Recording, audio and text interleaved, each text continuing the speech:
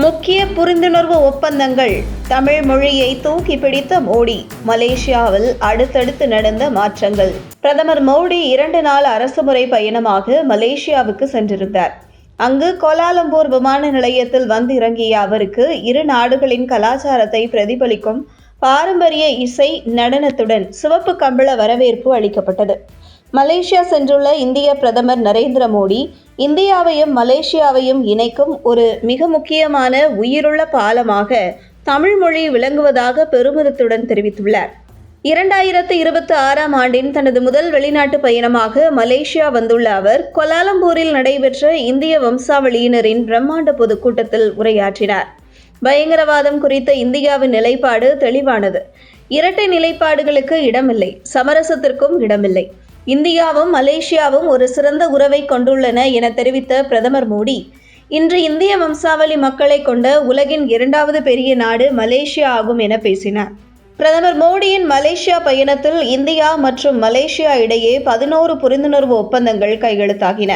அதில் திரைப்படம் மற்றும் டிஜிட்டல் உள்ளடக்கத்திற்கான இணை தயாரிப்பு ஒப்பந்தம். இந்த ஒப்பந்தம் மூலம் இரு நாட்டு திரைப்படத்துறையினரும் இணைந்து பணியாற்ற வழிவகை ஏற்படும். இந்த ஒப்பந்தத்தின் கீழ் திரைப்பட தயாரிப்பு, இசை மற்றும் டிஜிட்டல் தொழில்நுட்ப துறைகளில் இரு நாடுகளும் இணைந்து செயல்படும். இதன் மூலம் தமிழ் சினிமா மலேசியாவில் புதிய பரிமாணத்தை எட்டும் என எதிர்பார்க்கப்படுகிறது. மேலும் செமிகண்டக்டர் மற்றும் சிப் தயாரிப்பு ஆகியவற்றில் இரு நாடுகளும் கைகோர்க்க முடிவு செய்துள்ளன. மலேசியா ஏற்கனவே தொழில்நுட்பத் துறையில் உலக அளவில் ஒரு முக்கிய இடத்தை பிடித்துள்ள நிலையில், இந்தியாவின் வளர்ந்து வரும் டிஜிட்டல் பொருளாதாரத்திற்கு மலேசியாவின் அனுபவம் பெரும் உதவியாக இருக்கும். செயற்கை நுண்ணறிவு மற்றும் வளர்ந்து வரும் நவீன தொழில்நுட்பங்களில் இணைந்து செயல்பட இரு தலைவர்களும் ஒப்புக்கொண்டுள்ளனர்.